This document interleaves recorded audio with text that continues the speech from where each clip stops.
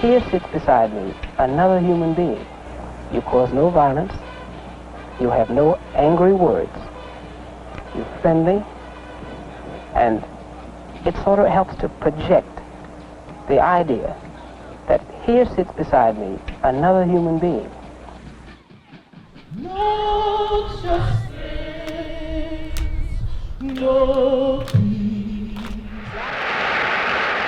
We must let the nation know, and we must let the world know, that it is necessary to protest this threefold evil. The problem of the denial of the right to vote, to police brutality, that we continue to face and faced in its most vicious form last Sunday. Don't shoot! Don't shoot!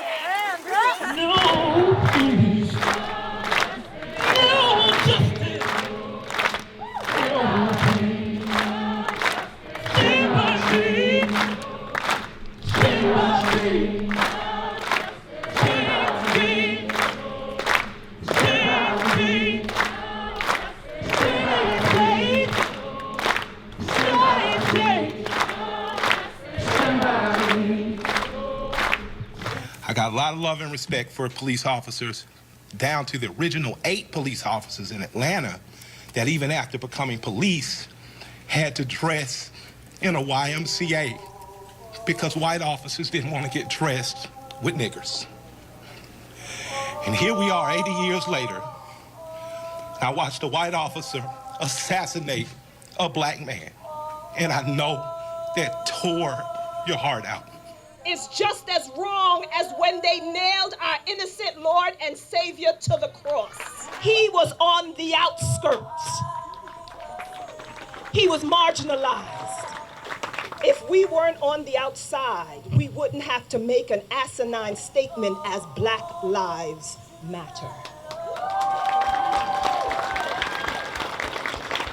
The people who call the police, there's a guy trying to kill me when all he's doing is taking pictures of birds. There's hysteria when it comes to black people. We all need to push back on that. You have to remove from your mindset that because we are of an indelible hue, that makes us less than or different than. We are people. 99% genetically the same. So that's why children are burning to the ground. They don't know what else to do. And it is the responsibility of us to make this better. Right now, we don't want to see one officer charged. We want to see 4 officers prosecuted and sentenced. We don't want to see targets burning. We want to see the system that sets up for systemic racism burnt to the ground. It's the reality. There's racism in the housing market. There's racism in the credit market. There's racism in the auto industry. It's just all over the place. It's almost like we're set up to fail. I'm 49 years old and I still feel like I need to justify what I'm doing here. We're telling you how we feel. We are telling you what we're experiencing. I have been told on multiple occasions that I was pretty for a black girl. Putting down a whole race to flatter me is not a compliment. Why can't I just be pretty for a girl? On the 4th grade, my son was told by a girl in his class that black and white people aren't supposed to be married nor have kids. My son called her a racist and we got called into the principal's office. Last year, I had a video of boys on the baseball team screaming F niggers repeatedly. At first, I tried talking to a senior on the baseball team about it to see if there was a way to address the racial culture on the baseball team. Everyone knows about it. But instead, I was harassed and intimidated by members of the team every day for the rest of the year. They forced me into silence, but I still want my justice. I will not be silent anymore. While going to work, my husband has been stopped 11 times in 1 month.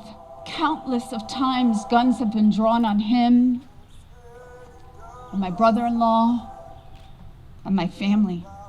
Learn our history, and then have a conversation with our neighbor. Everybody got a chance to see something that we see all the time and that we know all the time. This divide isn't going to work.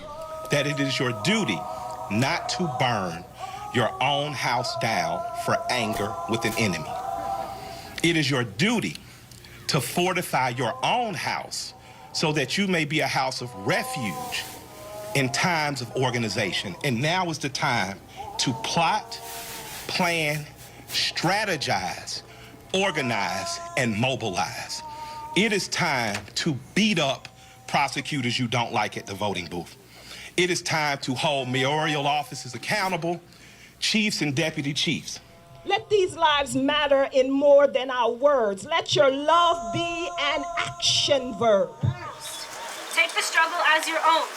This is our generation. Acknowledge that while you too feel pain, it's not about you right now.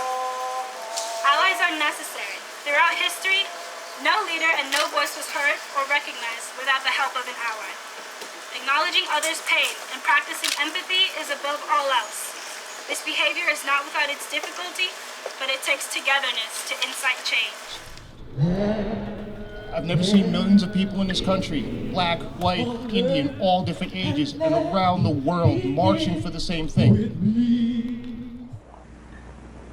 Altogether, it was a moving feeling within me that I was sitting there demanding a God-given right, and my soul became satisfied that I was right in what I was doing.